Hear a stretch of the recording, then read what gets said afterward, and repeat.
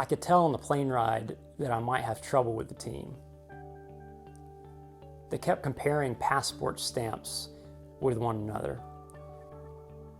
During the devotion time, I tried to emphasize that we weren't there for us, that God was already there. It was clear that some members were only taking this trip as a vacation or as a way to brag to their churches about where they had been.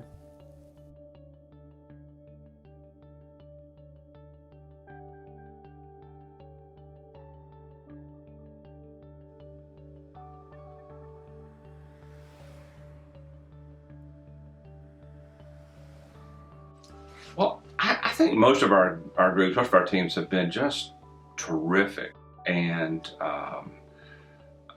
adapt well and just have a terrific experience. We have many groups that come back year after year. I can think of one group that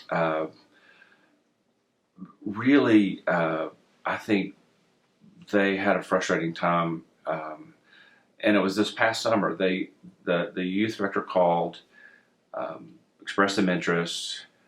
I answered a lot of questions about what we do and told him about the program, and he said, well, what we really like to do is we like to do construction work, rehab, work on houses, sort of fix things.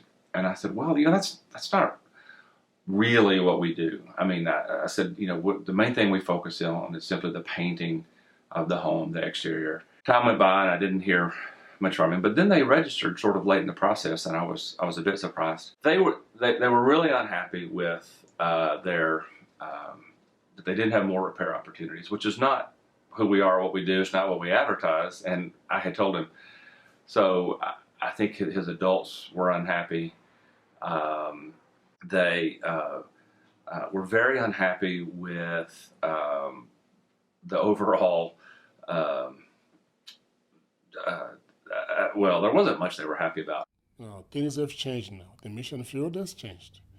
We have a structured church there, structured leadership. Let them tell you what they need. Don't tell them what you need to give them. But they are saying, no, this is what we're going to do, this is what we're going to do. And I'm telling you, it doesn't work that way. Let's ask them what they want.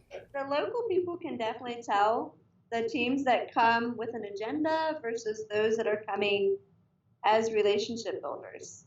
They know the difference. They can tell those that are there to love with them, that come, that are humble, that want to share a meal with them, and they're really here to make friends, The local people can tell the difference.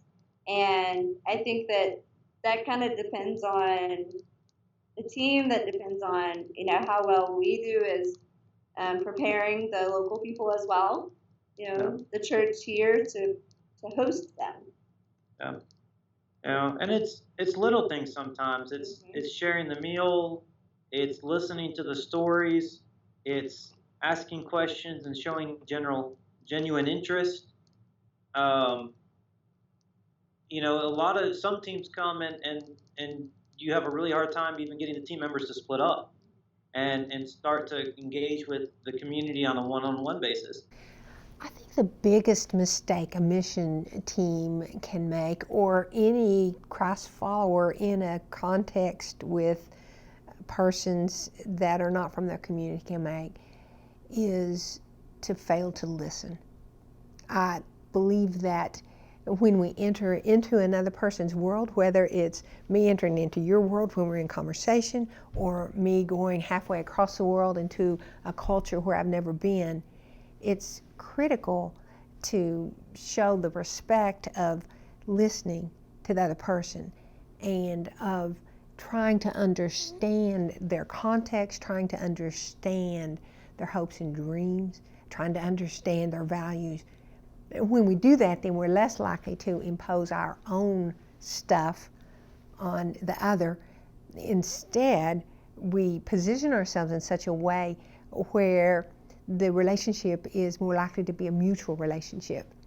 And when we have a mutual relationship with the persons with whom we're mission, then what we discover is that both parties are givers and receivers. Probably easier to talk about what I hope their motivation isn't than what it is. You know, we shouldn't just be something on a checklist that people feel like they have to do because they go to church. And we shouldn't be something that people do because they think they need to somehow score points or make up for deficiencies in other parts of their lives. You know, I'll be honest with you, I came on a mission trip for the very first time when I was 15 years old for all the wrong reasons. I didn't know anything about service, or especially not about Costa Rica, and it just seemed like something cool to do over the summer. And there were probably cute girls that were going on that trip, and I thought, sign me up. And it changed my life. Here, you don't buy a soda at a kiosk without first establishing a relationship with someone, without first saying, hola, ¿cómo estás? Because everything is based on relationships here. If you want to ask directions of a bus driver, you know, step up into that door and say, this bus goes to the terminal. If you haven't first said, hola, ¿cómo estás? Establish the relation, even quickly, they might not help you well. Or so this is a very relationship-based culture.